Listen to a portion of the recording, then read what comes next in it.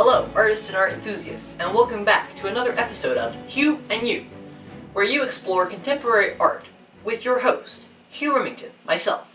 Today's guest, who I'm sure you'll recognize, has recently gone viral due to a groundbreaking methodology that has attracted the attention of curators and critics alike, and sparked significant discourse within contemporary art circles. May I present Ms. Thelma Goose. It's a pleasure to have you on our show.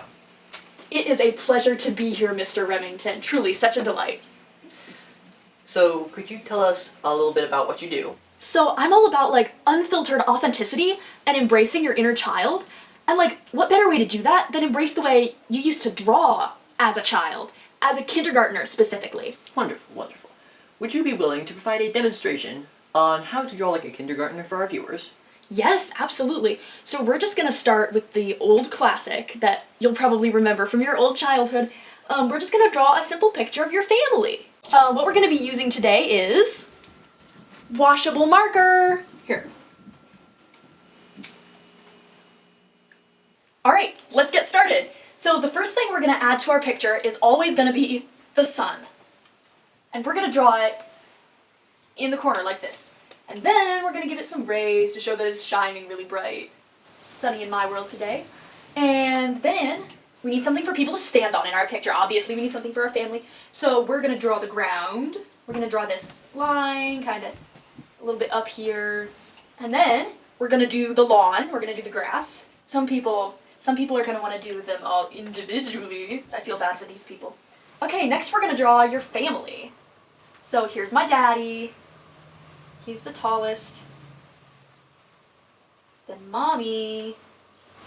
Then me.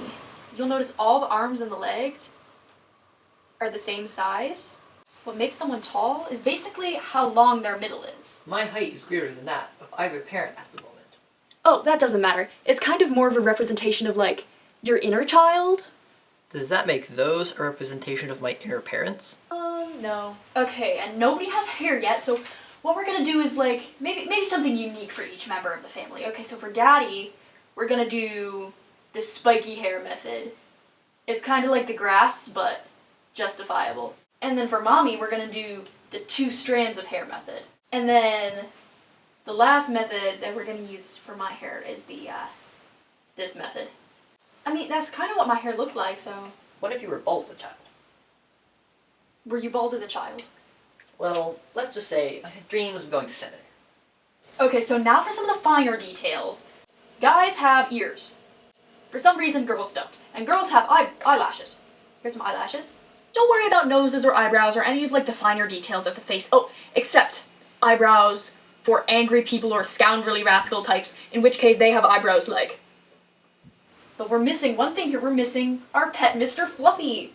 So I'm just gonna draw a stick figure for Mr. Fluffy. Mr. Fluffy is a dog. So did you have a pet? Do you have a pet? As a matter of fact, I do. His name was Obadiah. Obadiah the snake. Should I just draw a stick figure for him too? Okay, now our family needs a place to live. So I'm gonna draw our house. Does it look like the people can fit in the house? No, but that doesn't matter. It's bigger than it looks. Cute. Okay, and now I'm gonna draw the family car. We have a Honda Odyssey, and I'm gonna draw it like this. This is the car, this is the wheels. And then that reminds me, we're gonna put some clouds. Let's do a fan favorite. Let's do some happy little clouds. I love drawing these. And then a happy little cloud on a stick. And we've got a happy little tree. Okay, and I think we need one finishing touch when it comes to drawing all the things. Let's do some birds in the sky. So the way we're gonna draw birds is we're just gonna do a loopy letter M.